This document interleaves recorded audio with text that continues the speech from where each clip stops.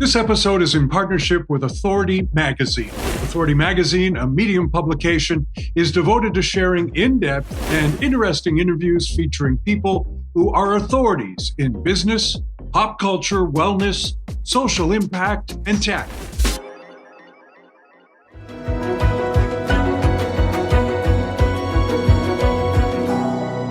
Today on Believing People, my guest co-host Kerrin Black and I are joined by KJ Kaschula, a children's book author, illustrator, book designer, and publisher whose magical stories and whimsical art inspire imagination in kids and grown-ups alike. Through her work, she brings creativity to life, showing how stories can shape the way we see ourselves and the world. Kelly, welcome to Believing People. Oh, thank you to be here. I'm so happy you are. And before we kind of dive in, I want to know what's something that kind of instantly sparks your creativity? So like it could be a sound, a smell, a moment, but anything that gets your imagination going. What would that be for you? It's everything, honestly. I could be scrolling on Pinterest and I see a picture and my brain automatically creates a story. It could be something somebody says just during conversation, and I'm like, oh my goodness, this is going to be an amazing story. Sometimes I'm just doing household things or walking, and then an idea pops in my head, and I just have to write the idea down. Usually it's one sentence, and I'm rushed to write it, so I don't even spell it properly. And months later, I look back and I'm like, what was that? And I take like a minute or two trying to figure out, mixed up spellings, and I'm like, oh, yes. And then it starts formulating. To get inspiration like from travel, like do things, spark inspiration?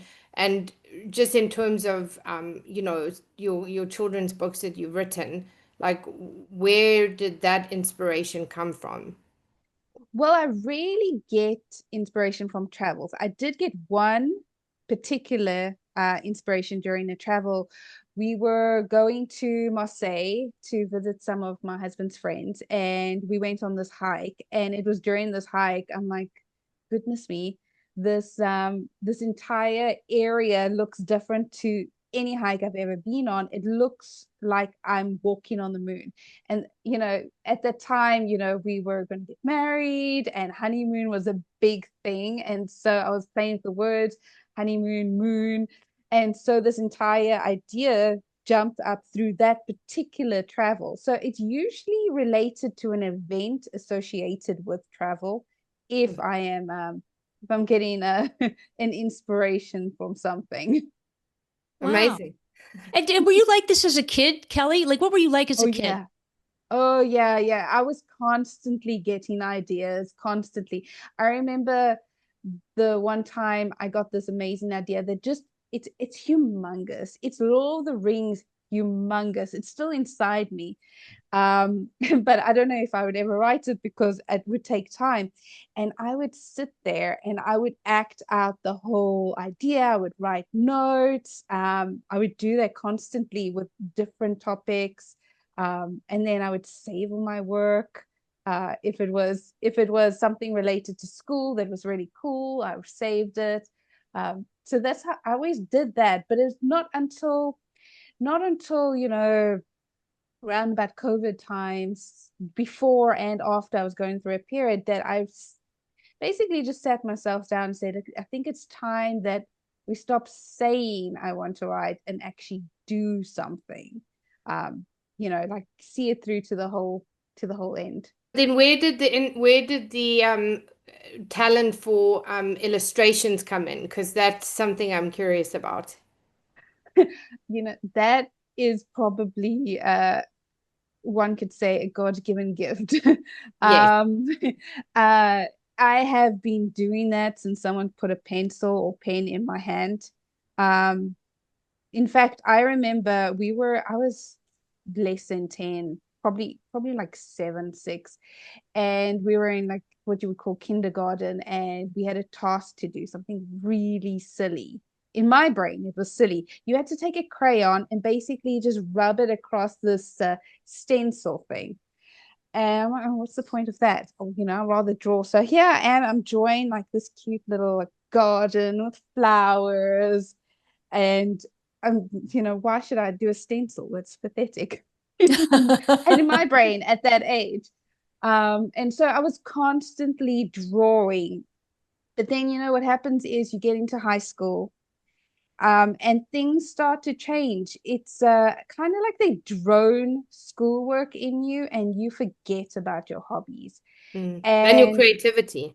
Exactly. And they slowly just disappear, which is not really fun. But my mom, when I entered into university, she's like, why don't you draw? Why don't you draw? And it was kind of like a nagging thing. And so I didn't really listen to it. I mean, I should have. I could have done, drawings and enhanced my skills earlier.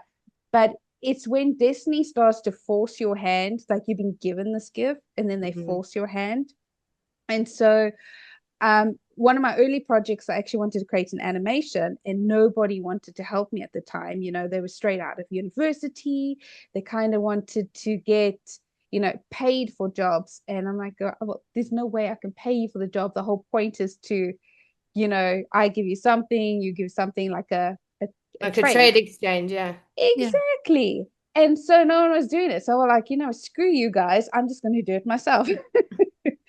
And so I didn't do an animation in the end, but I did take my idea and put it into a children's book. And so that's where I started to draw. And so that children's book, which, my dream would be one day to actually get it out into the world and redraw it, was the first start, I would say, in my 20s, late 20s, where I started to take my drawing and really excel it. And because I was drawing constantly, I could actually see an improvement in my skills. And so that is where the illustration journey basically was. Yeah. And what was the keenness or the interest in children's books? Well, when I was in university, particularly in the film industry, one of the constant reminders about story was, we have these ideas in our heads and it's too big for film. It's just too large. Our ideas are Lord of the Rings, 3-movie, 3-hour type ideas. And then we all have them in them. And so the idea was to tone the story down, not like in scale, more like scale the story down. And so I utilized that training and just brought it down. So I'm like, if I want to write a novel's not going to work for me and my current situation at the time. So let's try something smaller. And so it happened just to be a children's story because I knew I could get it done. You do one step, second step, third step, and eventually it's done. And so that is how I worked it. And so I'm actually in the process now of feeling like I've accomplished these children's stories, and now I want to actually move and create, the novel that is inside of me, burning to come out. What would you call it? What would you call your novel? Oh, for now, it just has a temporary title. I call it the blimp in time. So that's where it is now. We'll see if the name changes because you've got the Wheel of Time and I don't want to get things confused, but that's my secret name, I call it. Wow. Amazing. No one's heard that before. You heard it here. Yeah. So one of the questions I wanted to ask you is you've also incorporated, which I think is very unique to the book, is also music to the chapters or to parts of the book. So I don't know if you want to, talk about that. Most certainly. So, we launched a collective book, which is a collaboration of 24 authors from around the world writing short stories for a book titled Brave Kids Short Stories to Inspire Future World Changes, Volume 3. And during this collaboration, I met these two amazing people that created this AI company that it's called Aya, but I think they've changed the name a bit now. And you can go create artificial intelligence music, and their technology is amazing. And so I collaborated with them. And so the idea was let's do something crazy and create music for every single chapter of these stories, so that, it's fun, it's exciting, and it actually introduces a new way of thinking about stories.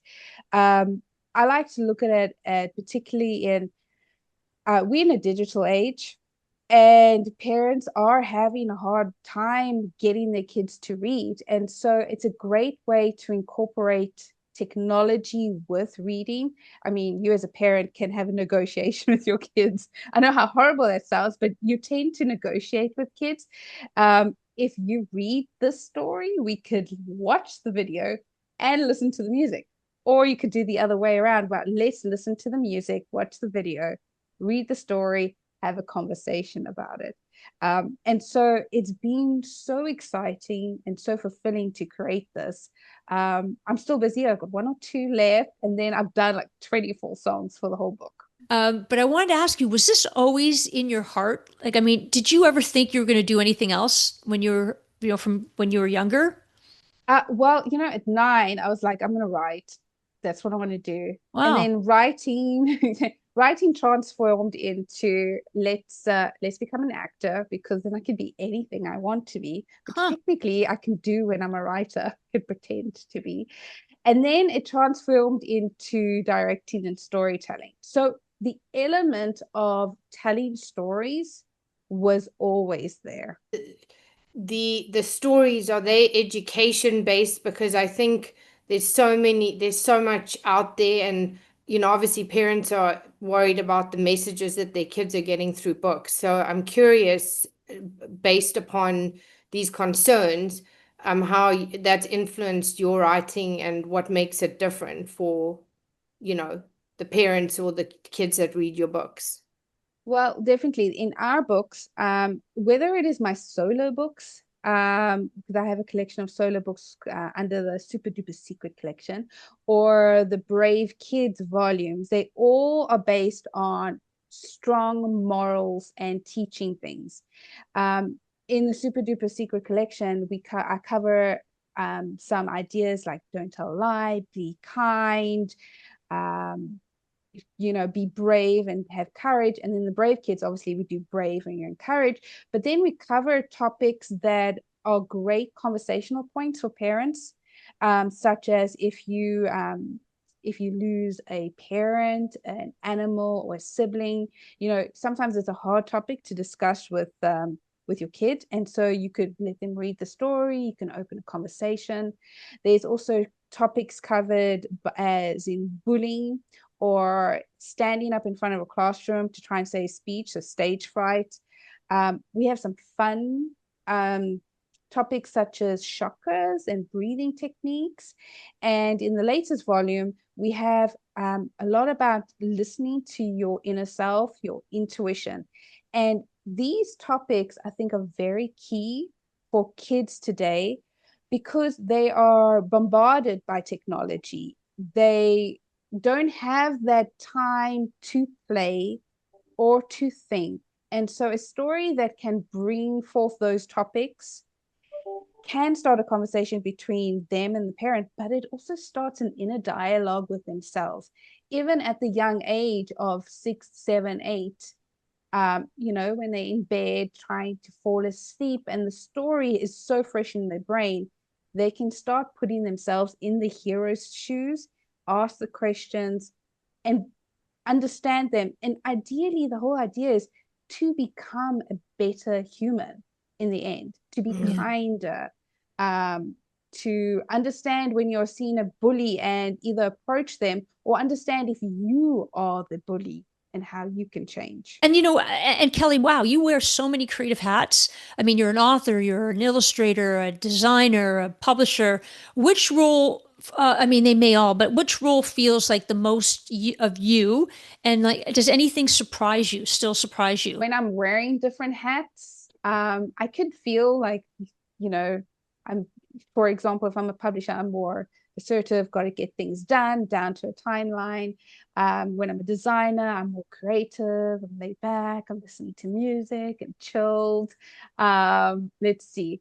When I'm a writer, I feel most that I feel like I'm doing something that I'm meant to, like purposeful. There's a destiny, there's a mission behind it. What surprises me is I'm astounded how I can stand back and look that I still have many things still to learn, and how my skills have improved. That is fun to be like, whoa, when you compare the first thing I did to what I'm doing now, I'm like, wow, that's kind of cool. And I know that there's so much more to learn out there, which is exciting. Where did you grow up? And where are you I, now? so I grew up in South Africa in Because you the two sound the same, you know? Do you hear right. it? Do you notice, Karen? Yeah. Okay, yeah. Yeah, we South Africans can South pick up on each Africans other's have a very accents. distinctive accent. Absolutely. You grew up in Right. South Africa. Okay. Yeah. Yes. And now I am in Paris, France. And why Paris? I have my husband that lives here. Oh, you did you So meet him there? yeah, I met him in Paris. Oh, So elaborate on what you did before you were getting full time into the books and So after my studies, I was traveling around. I went to Thailand for a bit to try and learn how to teach English as a foreign language because I really wanted to travel a bit. Then I came back home and took care of my family. And then my sister wanted to go to Paris. And so I was like, okay, I'll follow you there. ah. And so, right. And so she's the reason why I'm here. And so then I followed her as an au pair. And so I looked after some kids, learned a lot about the job, learned a lot about myself. Um, Met my husband in Paris. That's so And romantic. yeah, it is. Yes. And were your parents supportive of like what was the sort of the fields that they were in when you were a child? my mom was a secretary. My dad, he was a panel beater, and then he transferred jobs, and now he, creates cupboards and He was a like, what? A panel beater? yeah, he worked on cars. So I Oh, always that say is it's like so a cool. plastic surgeon of a car. So he knows his stuff there, Panel beater. I love right? see, I'm Canadian. Yeah, that's a Panel South African thing. It's like when you say Oh Brian barbecue. What is your what is your ultimate vision for what you want to actually do? Or do you have a big vision, or is this just kind of an yeah. Oh organic yeah. process? No, definitely. I mean, I would love kids all over the world to be reading these stories. Uh, because the mission is I want kids to grow up and be better humans. Yeah. When we look at the world that we are in today and we ask the question, how can you make a difference? It sometimes feels very hard to make a difference. Sure, you join organizations, you try and give donations, but you don't really see any positive effect. Well, at least I don't. And so I was thinking, well, how could I make an impact and really help? And I love stories. And so stories can help because, kids are hearing the stories from a parent, a teacher, or they're reading it themselves, or their friend is telling them. I mean, that for me, that is how I discovered Harry Potter. Somebody told me about it and I was intrigued. And that changed my world. It changed everyone's world. And so if we could have kids grow up and be the adults, but remember these amazing stories with lessons that taught them how to be better, then I think that is positive impact to leave on humankind and the earth. Publishing a necessity, or was it something that you learned, grew into, or were adamant about creating a publishing company? What was that like for you? Completely out of necessity. It's the same thing where I was forced to draw. Yeah, good point. Right. And so, it's like, okay, I'm just going with the flow. And I absolutely love it. And do you publish other books, other people's books? Yes, we do. We do. We're actually going to publish a book soon, and I'm sure you're going to chat to him, called "The King's Race" by Dr. E.L. Levitt.